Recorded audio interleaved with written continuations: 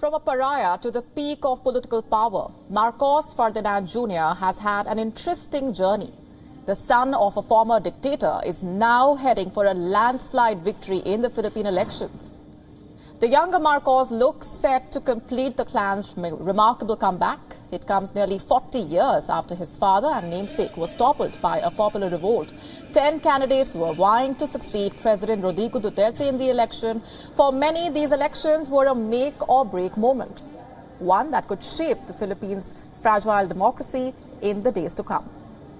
But only Marcos Jr. and his rival Leni Robredo had a credible chance of winning. Marcos Jr. is the son of former Philippines dictator Ferdinand Marcos. He is a former governor and senator. His family name made him a political heavyweight with deep pockets and powerful connections. His campaign message was that of unity. Marcos says his goal is to create employment and steer Philippines out of the economic meltdown. On the other hand, Leni Robredo is a former human rights lawyer and staunch liberal. Robredo beat Marcos in the 2016 vice presidential election. As vice president, she has led campaigns against poverty and gender inequality. Her campaign focused on ending corruption, better governance, more rights for women, and an end to a culture of violence. Currently, Marcos Jr. has twice the number of votes than Robredo. This is after half of the polling stations have submitted the votes.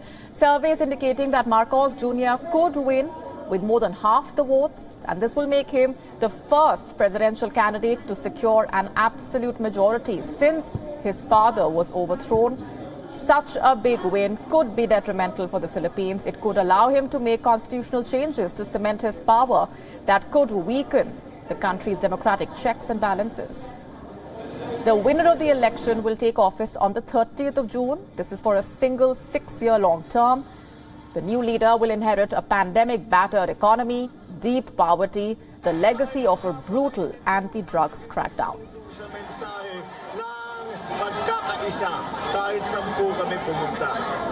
Dahil po naunawaan ng Pilipino na pagkakaisa ay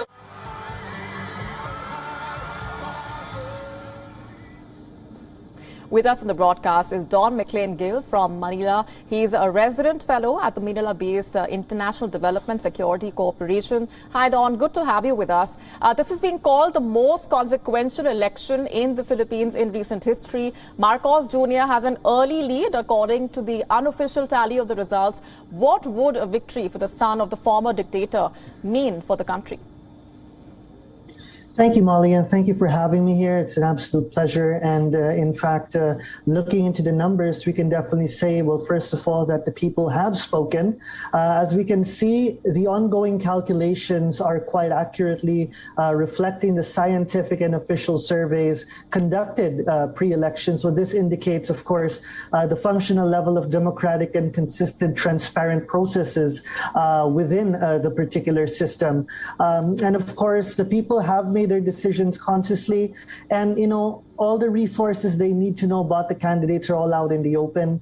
And voting a candidate is much more intricate, of course, than a simple black or white case that many have claimed. And looking into the dynamic of social level or the societal level of Philippine politics, the Filipinos have voted based on several factors that encompass really the individual collective beliefs, values, interests, geography, and of course the current trends and the present campaign strategies utilized by the candidates. So like in any other democracy, the choice of the people will be respected, and we will work within this particular choice. And one important thing to highlight is that several events throughout Philippines' political history have indicated the strength of the people, of the Filipino society. And I believe in any democracy, the people-centric approach is, I believe, the most vital.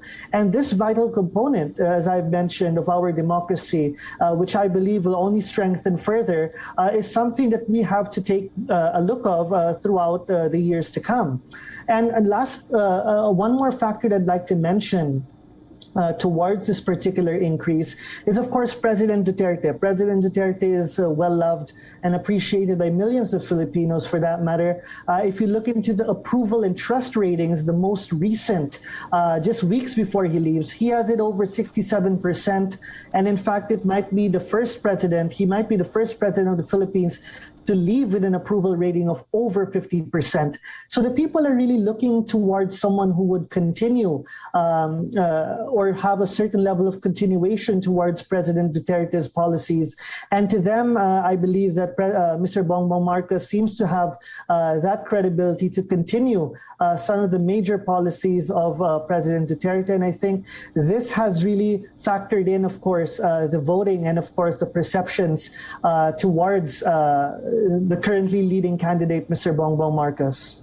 Right, and speaking of which, violence marred polling day. There have been accounts of alarming irregularities as well, malfunctioning voting machines, insufficient numbers of backup machines, complaints that voters have been left off registration rolls and that their ballots have been tampered with. At one polling station, 3 security guards were killed as well. If you can give us a better sense of what polling day looked like.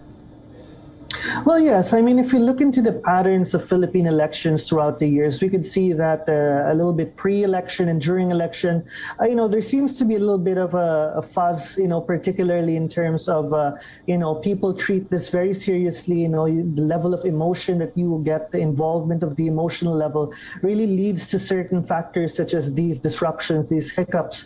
But I believe that, those irregularities have been addressed.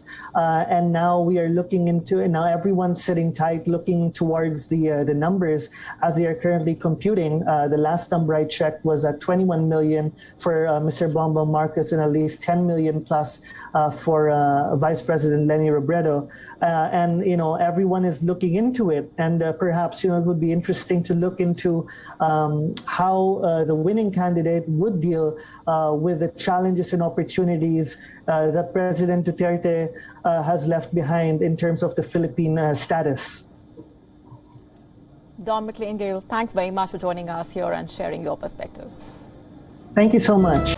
WION now available in your country. Download the app now. Get all the news on the move.